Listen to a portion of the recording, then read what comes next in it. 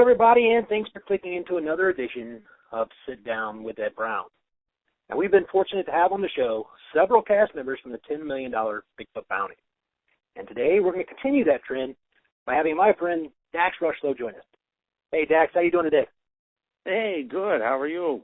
I'm doing great, man. How's everything going up there in the New England area? Oh, it's awesome. Beautiful day today. We actually, it's above 60 degrees. There's no rain. The sun's been out. Stuff's starting to bloom. It's almost Bigfooting season again here. We're getting there, aren't we? Yep. Speaking of Bigfoot season, I had the opportunity and the privilege to bump into you at the Ohio Bigfoot Conference, and I just want to say how cool it was to meet and talk to you, man. Oh, well, I mean, I thought it was awesome talking with you. You know, I mean, that was my whole point of going to this show was just to meet the people that, you know, I finally seen on Facebook and heard on blogs and, you know, never get the chance to meet them. And, yeah, I mean, it was a blast. And, oh, it was awesome sitting there chatting with you outside the lobby and stuff. Yeah. You know, yeah. Great time. Oh, yeah, it was definitely a good time. And you know, if anybody ever gets an opportunity to go to one of these in the future, I'm putting it out there right now. You got to go. If you don't go, you're missing out because it was a lot of fun. So many interesting people. I had a great time, period. And I could tell everybody was having a great time. Oh, yeah. You know, the thing, though, that really impressed me about you in particular was how approachable you were. I mean, you were so easy to go up to and say, hey, Dax, how are you? You know, it was just, I can't really put my finger on it, but it was just like you were just one of the, you know, as Cliff Brackman says, you were just one of the Bigfoot nerds that were there, you know? Yeah, that's kind of what I feel like. You know, I don't know, I'm as interested in meeting everybody else and talking about, you know, Bigfoot and, you know, their stories and my encounters and everything. I mean, that's what I live for. It's been nice because I kind of had to, you know, keep hush-hush for quite a few years, and then over the last, like, maybe 8 years or so, then it's finally started to, like, run into, you know, it's gotten easier to talk about, and you see more people discussing it, and I'm like, oh, well, this is just great. So, you know, that's what I'm always interested in. That's why I'm out here, you know. Absolutely. And, you know, and I think that's an exciting trend that the Bigfoot community is going through right now, where it's not as taboo now to discuss what you've seen as it was 15, 20 years ago. You know, so people are coming out. And I think that's great, and that's what it's all about. Yeah, yeah. And I think a lot of the TV shows that have come out, like the Finding Bigfoot and, you know, the Monster Quest and all that stuff, I mean, I don't care what anybody's opinion is on any of those shows, but, I mean, that has really brought it, you know, into the mainstream household for a lot of people that are, you know, people that have not seen one, people that are on the fence, or people that, like, you know, don't even really believe, but now they've seen it, and it just brings it in, so it makes it a little better, you know. It's a little easier to get it out there. And, I mean, maybe I'm the one that's concerned, because I would tell you the only thing I know more than anyone else out there, other than somebody that's seen one, is that I've seen one and I know they're real. Other than that, I know the same amount as everybody else. You know, I'm still trying to figure everything out. So it's kind of nice that, you know, all this stuff has come about, and, you know, it's become a little more of a, I don't know, a neat household kind of thing versus a taboo type deal, you know, where you're crazy if you see one. Absolutely right. And that kind of leads me to my first question, and that is, how did you get interested in the whole Bigfoot subject in the first place? I actually had two sightings when I was younger. They were both in northern Vermont, both in different locations, though, probably about 20 miles apart. But my first one, I was 7 or 8 years old, somewhere around there, and I was staying overnight at a friend's house. And I remember the parents yelling at us because, of course, we had stayed up later in our time, so it was dark outside. It was probably 9, 10 o'clock, something like that. Right. And so I remember everybody, you know, me and my friend trying to, like, oh, okay, well, we best go, you know, get quiet because they're going to, you know, come up and yell at us again. So I remember walking over towards the window and looking out just the window, and we're on a second story. And I look out the window, and I see this big figure, like a person walking by. It's coming down out of the kind of the wooded area, walks along the driveway behind my friend's dad's truck, and crosses the road, steps over a guardrail, and goes down into the embankment where there's a river, where me and my friend used to go down there and like catch salmon and do all kinds of stuff down there. And I mean, the thing was, I just remember it being a really tall figure. I didn't see any definition, no face, I couldn't tell whether it was hair or dark hair or skin or whatever. It was just huge, because when it walked behind my friend's dad's truck, I could still see like the chest area above the cab. And when it stepped over the guardrail, I could see where when it took a step, like it put its hand on the guardrail and took the step over it, but it never had to lean over. Its hand was already down by its knee. So wow. I could tell it wasn't a human person I'd ever seen or anything that big. Sure. But, of course, I'm 7 years old, so, what do I know? And I was just like, wow, that is, like, bizarre. But, I kind of went along for years and forgot about that and, put it in the back of my mind. And then when I was 15, that's when I had my face-to-face encounter coming home from a friend's house at night on a snowmobile. And instead of taking the snowmobile trail, the roads were all covered with snow, so I decided the easy way was just to go down the dirt road. And I think I actually cut it off because it was standing in the snowbank on the left side of the road as I was coming down, and that's where I saw it standing, and I stopped probably, 15, 20 feet away from it at an angle because I was on the side of the road, and, of course, I had my headlight and everything else, and I got to see everything on this thing. I mean, other than its feet, because it was buried up to its shins in the snowbank. But face-wise, I saw the whole face. I got to see that it was definitely male. It was, and it was big. To me, it looked like the size of a moose. If you'd stood it on end and put some arms and legs on it, mm-hmm. that it looked the size of a moose standing on the side of the road. But yeah, and that was my second and only other encounter so far. I've yet to see another one, but that one made the first one that I had. I knew what it was when I had gotten home and finally got a chance to gather myself together.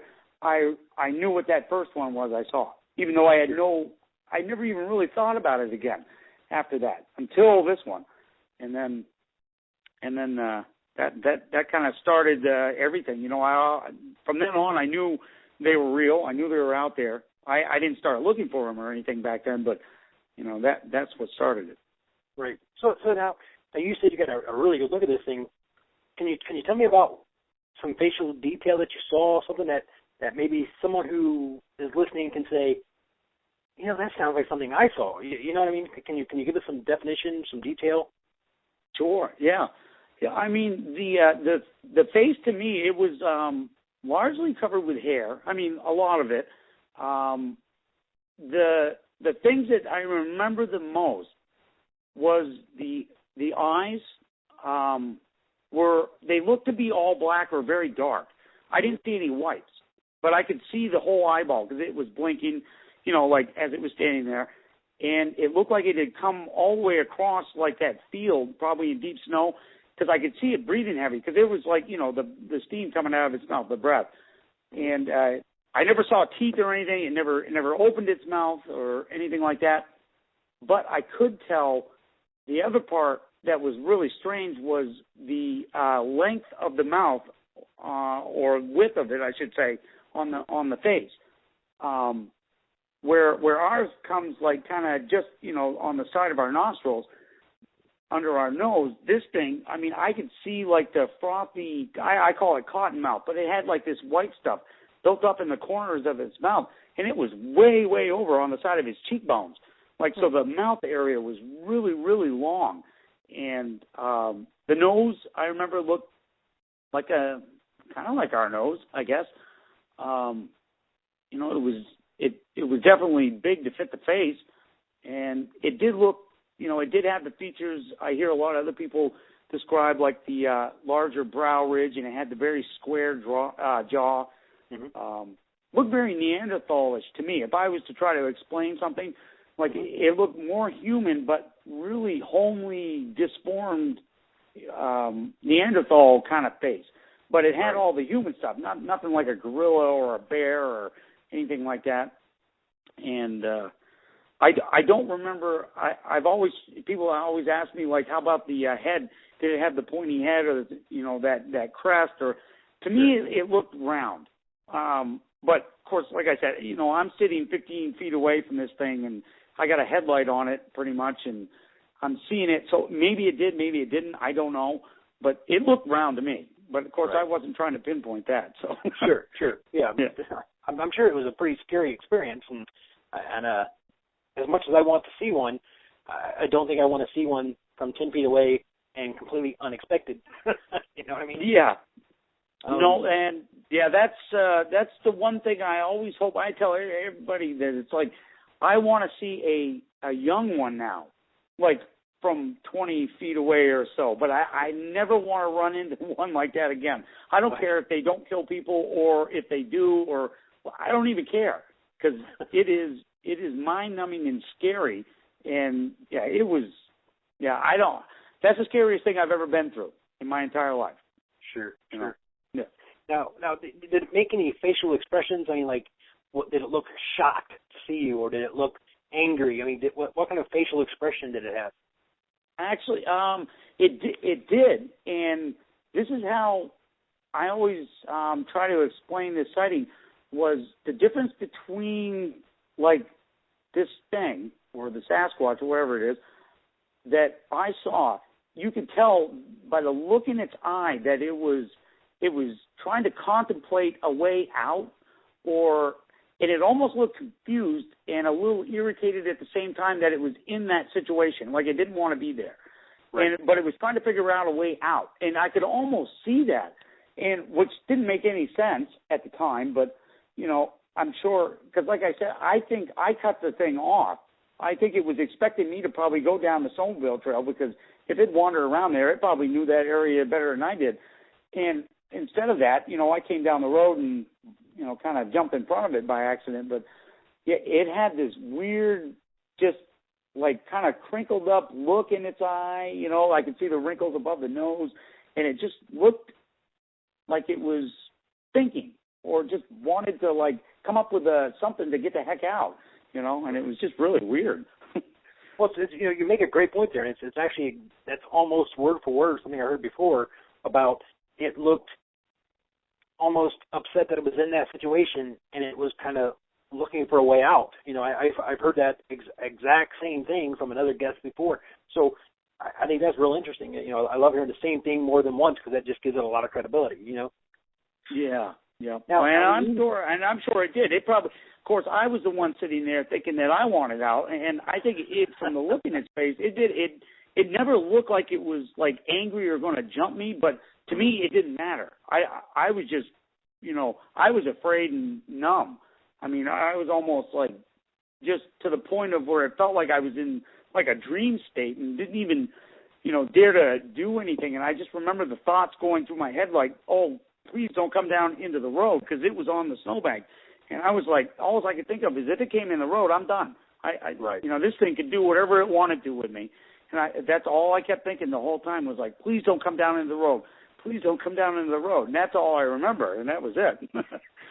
Now the body of the thing, like the chest, was it pretty big barreled chest or hairy, or can you remember any of that detail? Oh, yeah. The chest area was hairy, but it wasn't quite as thick as like where the head, shoulder, neck, and the arms, and like the leg part that I could see.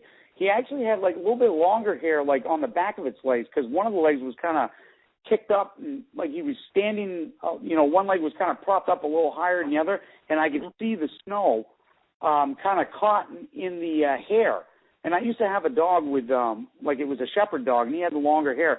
And in the winter, he'd get we call them snow dingleberries and things like that, and he'd get the snow clumps in his hair. Well, this thing actually, I could see him underneath his leg, because they were like the way it was propped and the wind was kind of blowing a little bit. You could see him actually underneath there. The rest of it was all real tight, like kind of you'd see a bear or a moose. I didn't see any of the longer hair on the thing. Right. How about muscle detail? Could you see if it was? Did it look muscular, or was it just big? No, it looked fairly muscular. I mean, it looked like a moose to me. Like, have you ever seen like a moose up close? Those things, no matter how big they are, they always look muscular. You can kind of see that definition through everything. Sure. Mine actually had kind of a, from what I could see, was like, it looked like a pop gut, but not like it was fat. It just looked, you ever seen a power lifter with like that big muscle belly? Yes. It wasn't like it had like this perfect V and these huge wings on it. It was just thick straight down through, and it had like this, you could just tell. I mean, you could have thrown a baseball at it, and it probably just would have like blinked right off the thing. I mean, that's the way like the whole muscular part of that thing looked, Sure.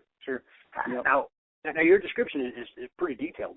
Would you say it was a lot like, say, the Patty from the Patterson-Gimlin film? I would say from what I've seen, especially with the newer ones like that Bill Munns has done and things like that I really like, I would say it's probably close to Patty. I think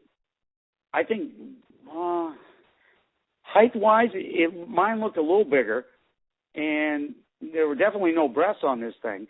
It was definitely like just a regular kind of pecs or chest or whatever. And face-wise, it was pretty darn close as far as they can get on Patty. Sure. I think I see little differences, but, and I have trouble trying to even explain, what the face looks like. I've tried and tried, and Patty's probably about the closest. I think mine resembled that. It's still a little different, but yeah, that would probably be the closest one I could compare it to. Interesting. All right. Now you had another sighting that you just wasn't aware of at the time, and that was the pictures you have. I don't know. I guess we'll call them the tent pictures. You familiar with what I'm referring to? Oh yeah. Yep. Now, tell us about that incident, because I've seen the pictures, and I guess someone from the BFRO enhanced one of them for you, and it's kind of spooky actually. Can you tell us about that? Yeah. Well, we were camping up in an area near Sunapee Mountain in New Hampshire, and there had been, I think 5 months before that, there had been a possible Bigfoot sighting. So I talked my wife into going up camping. Of course, she's not into the Bigfooting thing, but she'll go camping. So, yeah. So I talked her into going camping up there in this area just so I could get up and kind of, we go hiking and stuff like that, and I could check out the area and just see what I thought about, maybe this possible sighting, if I thought it could be, or, it's something too populated for one of them to be around or whatever. So we went up and we set up tent in one of the national forests up there, and I went around with my wife hiking. I set up a trail camera near the campsite, waited till about dark, started out, did a couple of tree knocks and stuff like that. With my wife with me, she's only going to allow me to do so much. So after all that, I didn't see anything, didn't see any signs, but I'm like, yeah, well, there could be a Sasquatch living around here. There's definitely plenty of water. There's plenty of woods, and saw a lot of other critters running around. So, I'm sure they could support one. And then we ended up just crashing and going to sleep. And I got up around 4 o'clock in the morning as I had to go to the bathroom. And then I decided to smoke cigarettes. So I'm sitting on the back of my truck, and I'm smoking a cigarette. And it's parked like kind of diagonally from my tent. And all of a sudden I hear something coming through, like in the back. You can hear something walking. And it sounded like 2 feet to me. It sounded like bipedal walk, not like a bear shuffle, because you can hear those things walk through the leaves and stuff. Sure. So I went in, I opened the door, I grabbed my camera, which is just a regular old camera, and I went.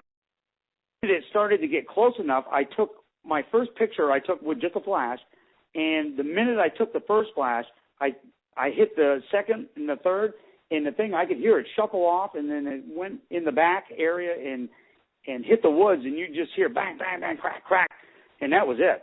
And it was gone. And I never saw a thing. Other than that, whatever it was, it sounded big. Right. It didn't sound like it was something small coming up. And when I went and viewed the pictures, I could see the what looked to me to be like eyes. They were almost glowing, kind of green eyes, and I'm sure they were from the flash. They weren't like those glowing red things that people talk about with the eye shine and stuff, because I didn't even see those. Right. And I actually got 3 pictures of it. One was right above the tent that they enhanced. The second one was kind of half turned when it had turned to take off. The other one was just, you could see one eye, and the second one's gone because it's facing the other way, heading towards the wood. And that was what I ended up getting. And, I mean, I'm pretty sure I knew what it was, and a lot of people argue, like, well, it could have been this, it could have been that, or, they saw the picture of the eyes and they think it might have been an owl up in a tree or something like that. But I'm like, look, I know the area. I know what I heard. So you had to have been there. And I didn't see anything, so I can't say yes it was, but I'm pretty sure I know what I got. So Sure. And now, what you just said was, and if I can point something out, was the fact that, someone said maybe it was an owl. From, based on your story, though, that there was no trees anywhere near there, though. I mean, this was a good, what'd you say, like 20, 25 feet in from the tree line, because even when it turned around and ran, you said you could hear it running, and it was a lapse in time before it ever hit the woods, right? Oh, yeah. Yep. Yeah, so obviously it's not an owl, and I'm sure this picture is actually being shown on the screen right now so people can see exactly what you saw. And I found it pretty interesting, and I definitely wanted. I think it was worthy of discussing, because I can't put a finger on it. I can tell you that from the angle that I looked at it, it looked kind of small, but that could be because it may have been back behind the tent quite a ways. If that's the case, it was obviously pretty big. I don't know how close it came in, because Sure. like I said, I never saw it. I never even saw the little eye dots that I got on my camera when the flash went off. So all I know is I heard it coming into the camp area, so I knew it was behind there somewhere. And then I just decided to take the flash, and from there I heard it bugger off and then hit the trees and bang, bang, bang. So I knew it was something bigger than like it wasn't a raccoon or, anything like that. It wasn't something small. This was something large. So Sure. Now, did your wife ever forgive you for doing tree knocks and luring this thing in? Well, I woke her up the next morning, and I told her, I said, hey, honey, you got to come take a look at this. Look, you make great bait. And all she was like, oh, and she gives me the thing. And I was like, God, you sound as bad as everyone else out there. I was like, you're in the damn tent, and you still give me crap about whatever I'm, trying to show people. I hear you. Now, you have one other picture that I want to discuss, and I found this one really interesting as well, and that is the one of the track in the snow with your snowmobile parked next to it. And It's kind of like you're on the snowmobile looking down, taking the picture, because you can see the track of the snowmobile, which I think you said was 24 inches or something like that. 24, 26. Right, yeah. I think my ski is 24 or 26. It's one or the other. Yeah. Which and I pulled back about scale, just to get it, so I could get a good picture of that one, because that was the best print with the definite toes. The other one had some toes in it, but they were all in snow, and I kept trying to get pictures of them, but you couldn't even see. All it looked like was like this giant, like shoe mark in the snow. It could have been anything, so I didn't waste my time on a lot of them. But I got pictures of the whole trackway leading up to the opening. There was kind of a clear-cut area, and then it went into the woods. Well, this particular track would have been, and I'm just guessing, I don't have a picture in front of me, but by my recollection, I'm guessing 16, 17 inches long. Oh, yeah. I would say probably 18, if not even bigger than that. Really? Good. Now, and it may be even larger. It may look a little bigger because that was definitely snow melt. The reason why that print was covered in water, because probably just the night before, that area was covered with, pretty much snow, like a light coating. And we were melting the snow, because this was April 28th up in Pittsburgh, and we were literally melting the snow as we were riding on it. You could see it disappearing out there. It was going that fast. But we were on the kind of the last run of the season, so. Now, were you just out snowmobiling, or were you actually doing some squatching when you ran across these? Oh, no. It was just my wife and I out on a snowmobile trip. I had never even looked for a Sasquatch, period. Not up until that point. Nope. Interesting. Well, I found that particular picture pretty interesting as well, and I thought that was a really good shot of a track, and that's definitely one to talk about. Yeah, and that's what started my kind of whole madness. Was the minute we ran into that, I was like, that's it. Now I have to, like, something just said to me, that's it. I got to find out what these things are and why they're here. Sure. And that's kind of, and that was 2009 when I ran into those tracks with my wife. And, and ever since then I've been reading and watching, TV and blogs and trying to hook up with as many people as I can and getting out in the woods. And here we are. And I know nothing more than I did in 2009 other than, they're real. Right. Well, you've met a lot of new people. That's good. Yeah, well, that's it. Yeah, I mean, this has been a great trip.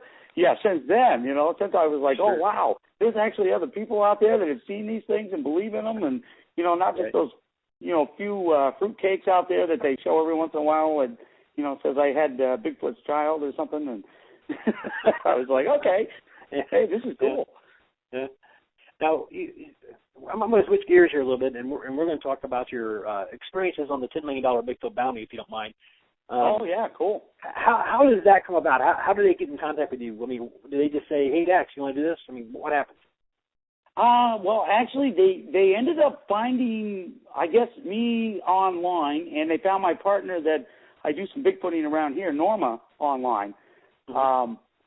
They ended up sending us an email saying, look, we're looking to put this movie or TV show together. If you're interested, please call such and such, which was the casting director, and, talk to them. So, of course, I jumped on it and called. And, I was like, sure, why not? Hey, it's somebody willing to pay me to go out Bigfooting is what I thought at first, So I was like, shoot, I'll do that. I spend all my own darn money that I don't even have to go out and do this. So I jumped on it, and I was like, okay, cool.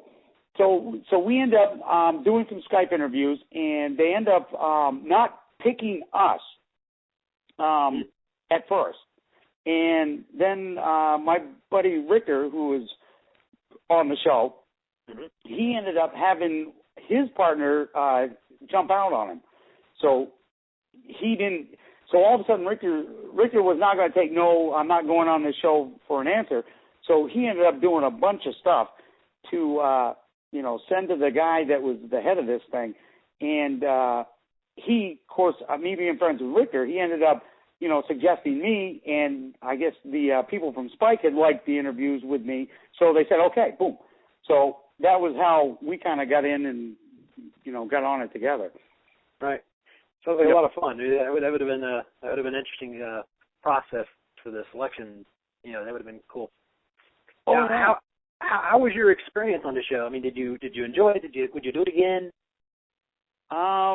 Yeah, you know what? It was not at all what I thought it was going to be once it started happening, and I actually got kind of irritated in certain points of the filming and the show because I didn't think it was letting me do what I thought I was going to be able to do and what I know I can do.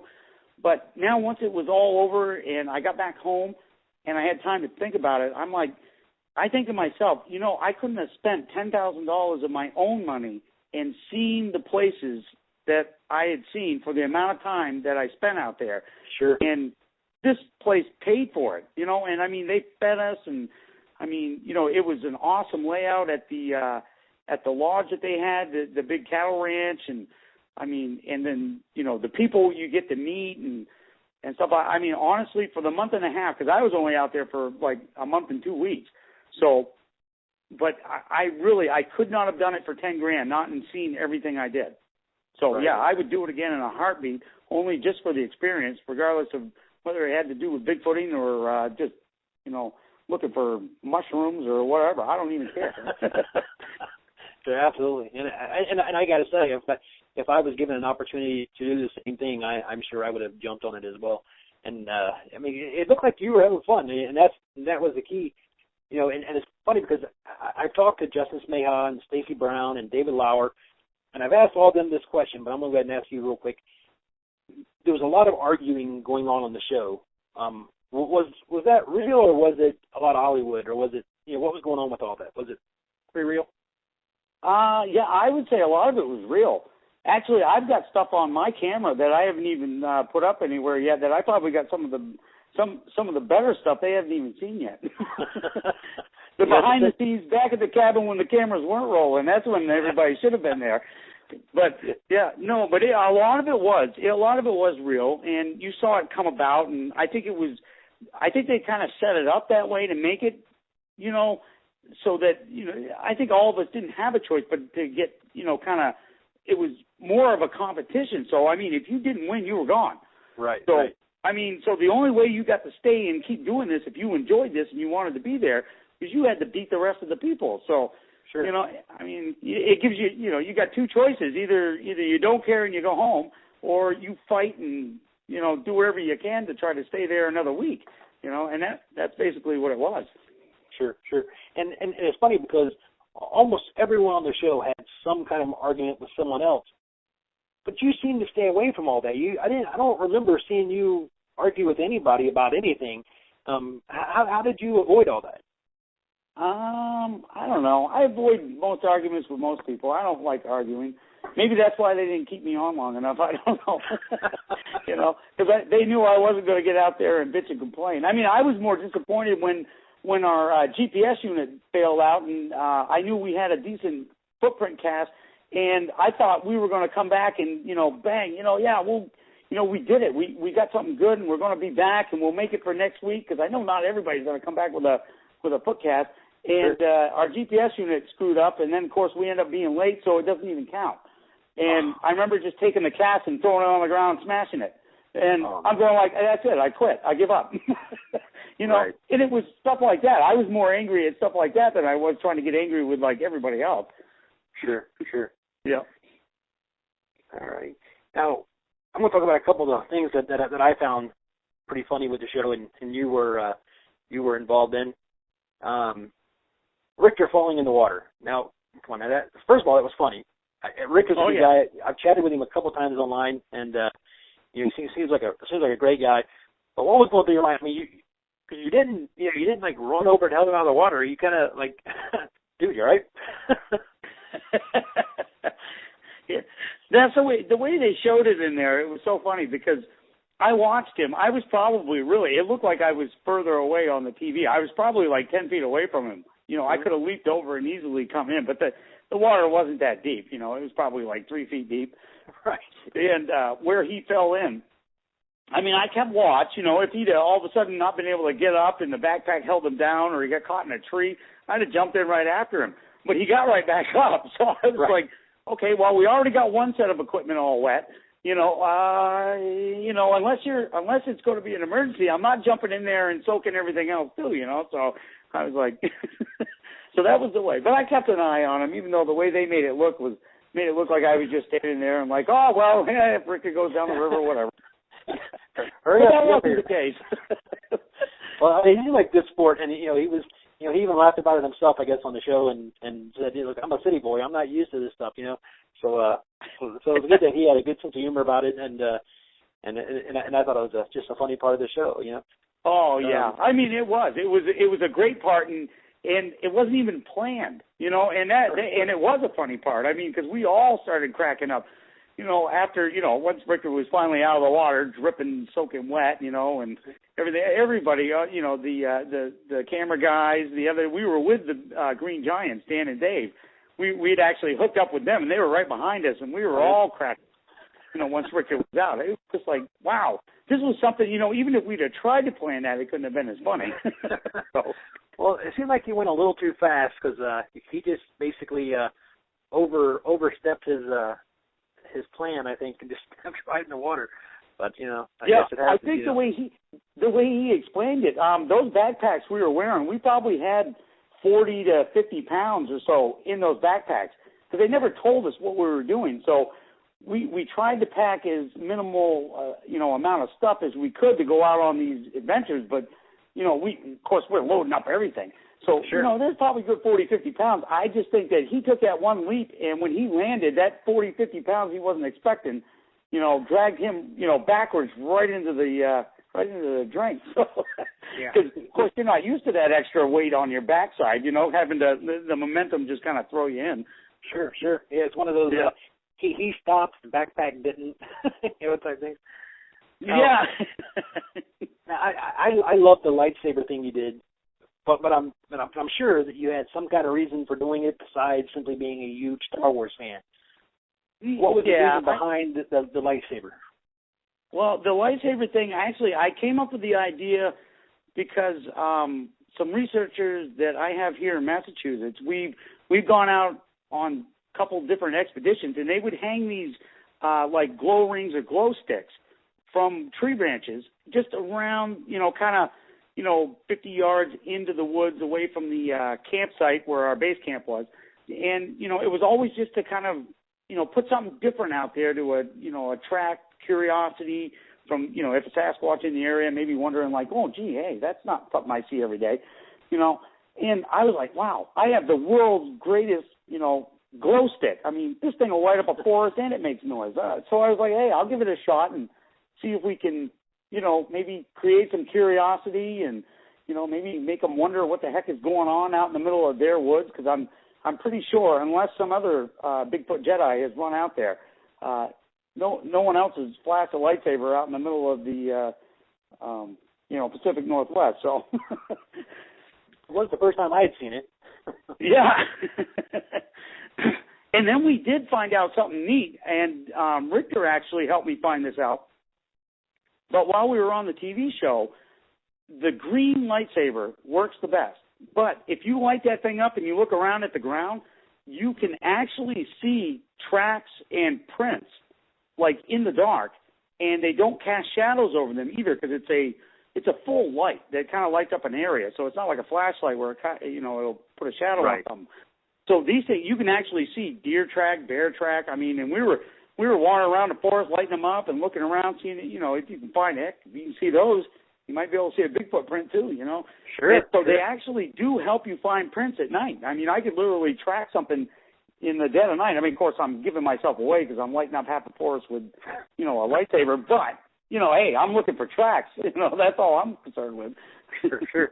And again, I thought it was a good idea personally, because I thought, number one, for two reasons. Number one, there's a strange light that this thing is, as I would guarantee you, has never seen before. So that's got to build up some curiosity. And then besides that, there's the sound, the boom, boom, boom sound that's got that I'm sure it's never heard before either.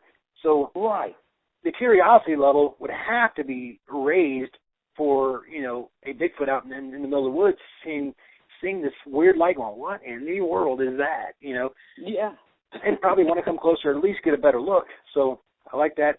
And if it can be used to locate tracks as well, that's the whole new multi-tool now. Yeah. That, and I also figured out it's almost as good as I'll say it's as pretty good as a gun out in the woods, because so far out in my little backwoods in my yard, I'll go out and I'll sit there at night and practice with the night vision and look around. Small stuff, raccoons, skunks, and possum, and everything else that comes through here, and an occasional deer or something. But all of a sudden, one night I had a possum coming through, and I left everything. I was sitting in the chair and had no lights on. I had my night vision. I let him get about 10 feet. I lit that sucker up. I didn't even know possums could make a facial expression, but that thing did. Jumped about 3 feet in the air and ran the other way. So I'm telling you, you want to talk about a deterrent. There is nothing in those woods when you light that sucker up that isn't going to run off. So, it's almost as good as a gun or a bear spray. Right. So what kind of facial expression does a possum make? Well, it's pretty weird. He almost made an O face, which was, I wasn't even sure he could do it. Man. But he made a heck of a hiss noise when he jumped up in the air and looked at me when that lightsaber came on. It was funny. I wish I'd had a camera going to catch it. Yeah, that's good stuff, man. That's good stuff. Okay, I'm going to move on here now. And I got to ask, and I asked everybody on this show this question, and I think it's important because it's always nice to get advice from people who have been out there, people who have been hunting for Bigfoot for a while. What advice would you give to a new researcher who's thinking about getting out there and trying to collect some serious evidence? What advice would you have for them? I would just say Probably, I mean, this is the only thing, and I do this to this day.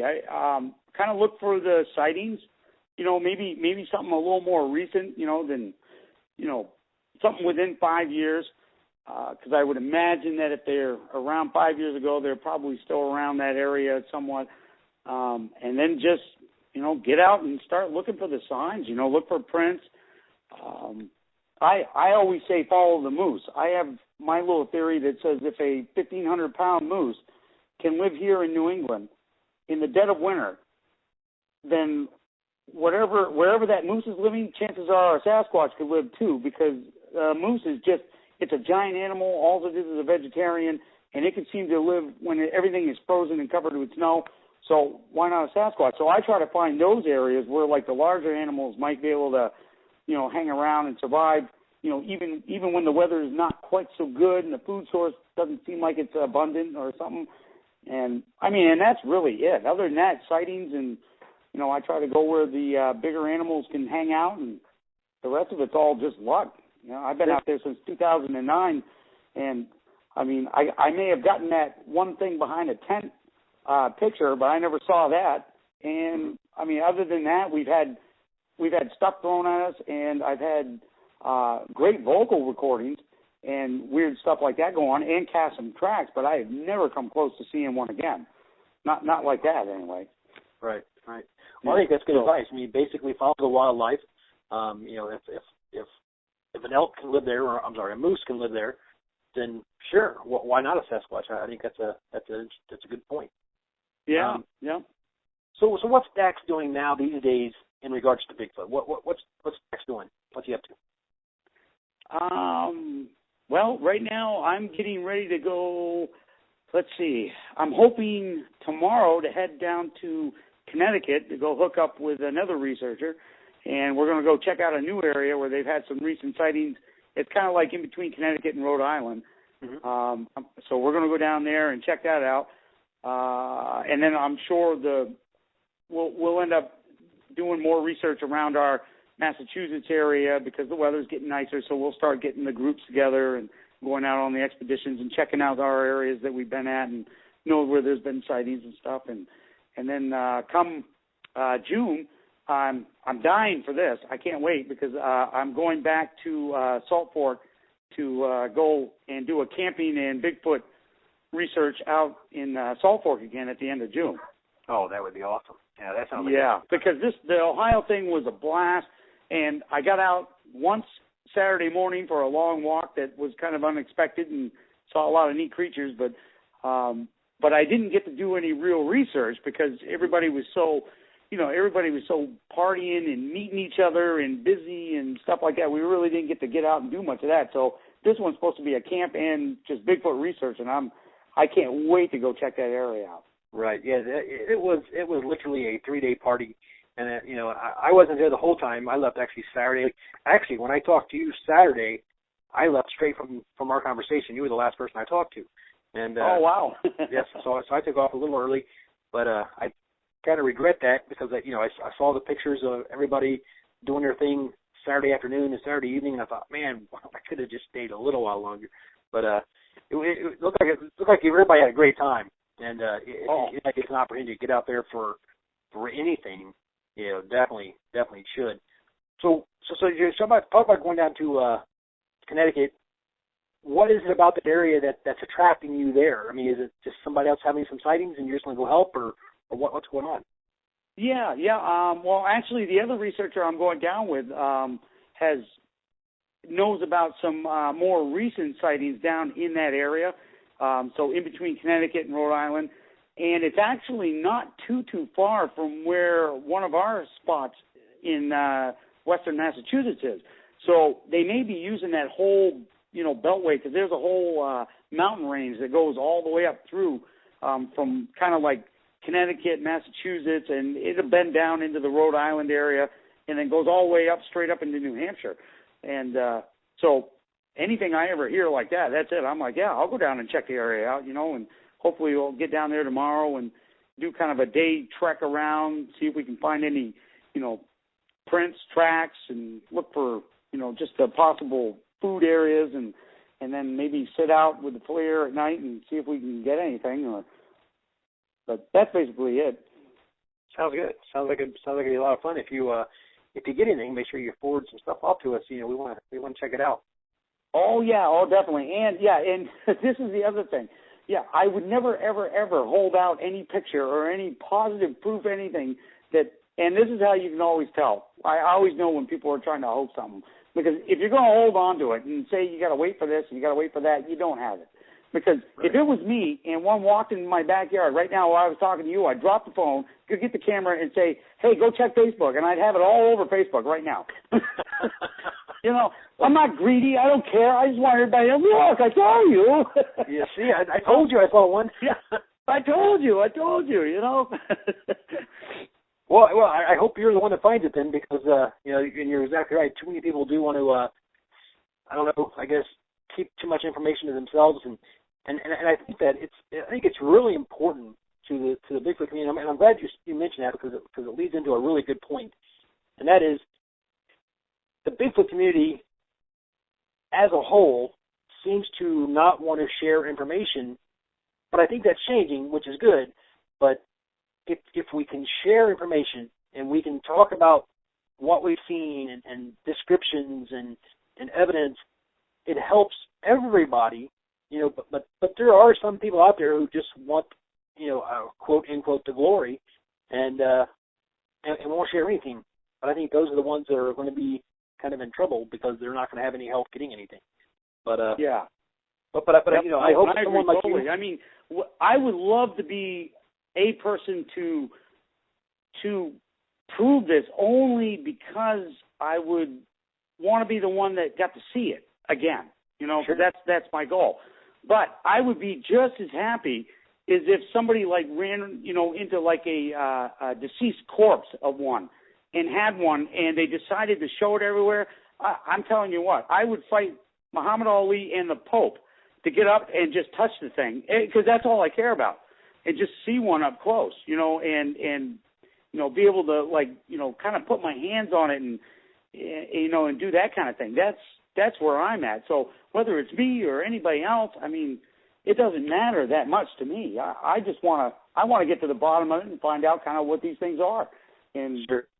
Why it is that myself and 150 or 200 other people throughout the years have had glimpses of these darn things, and nobody's got a dead body, nobody's got bones, nobody's got this and that and the other. So what is it? So now I'm just interested.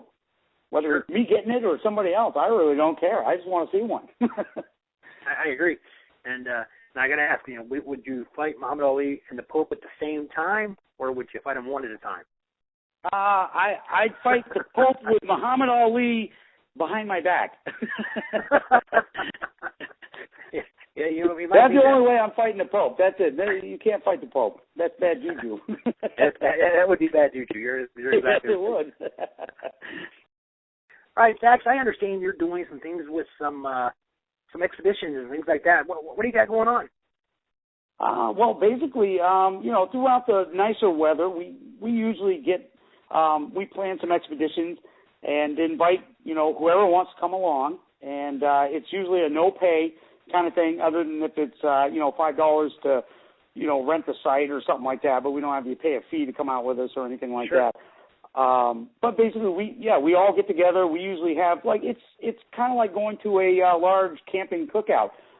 We'll have anywhere from 8 people up to, we've had as many as 22, and we'll do the barbecues, and everybody sits around the campfire at night and has some drinks and stuff.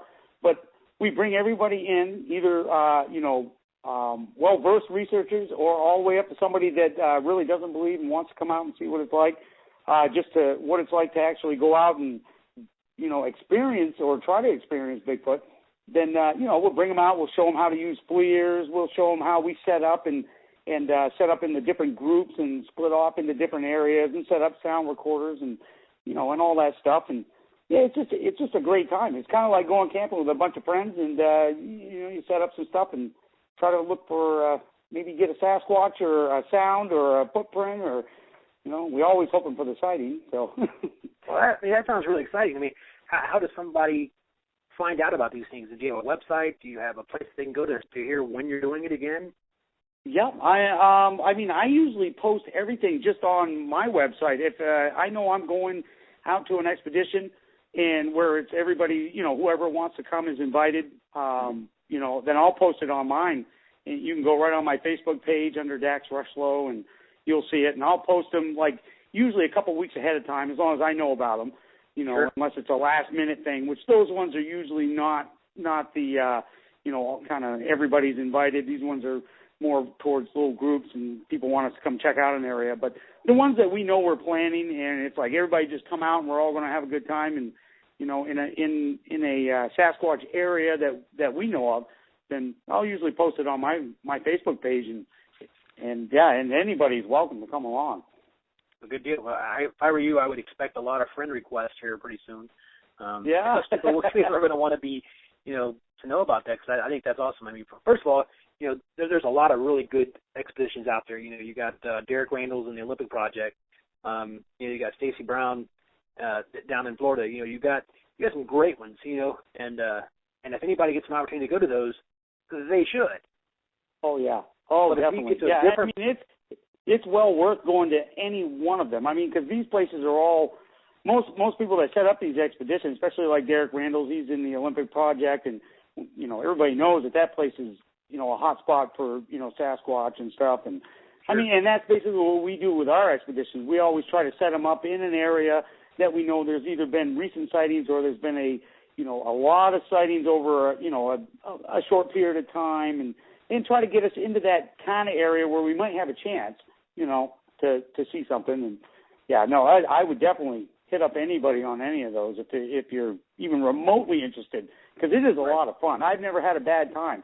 We've had 3-day weekends where we've heard nothing but an owl, and I can't remember ever once complaining about being there. Right, and it's like, right. Because it's just like, if you like the outdoors, you like camping, and you like the friendship next to the fire, this is it. That's what this is, with a hope that you get something Sasquatch related, and that's all it is. Absolutely. Well, that sounds like a great time. And and I would definitely urge people to check out your site, your page periodically, and look for one. Do you have any schedule at the moment, or are you still looking into that?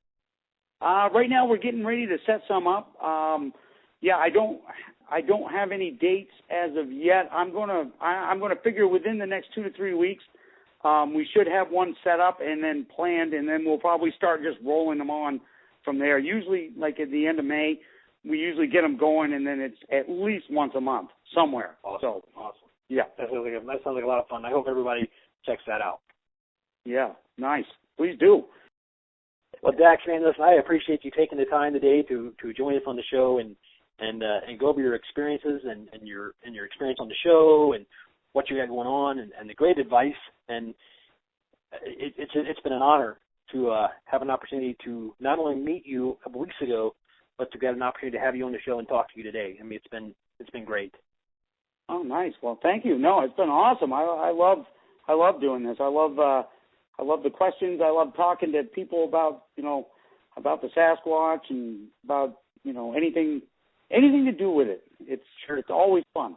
It always gets us, like, maybe it helps somebody get one step closer to figuring it out, regardless of how small the info is. So absolutely, and that's exactly why we do what we do. That's it. Is to share the information, to get as much detail and as much information as we can out, so people can say, maybe something you said clicks in somebody else's mind and says, over there, I saw something like that, and that leads them over to that direction, and boom, there it is, Yep.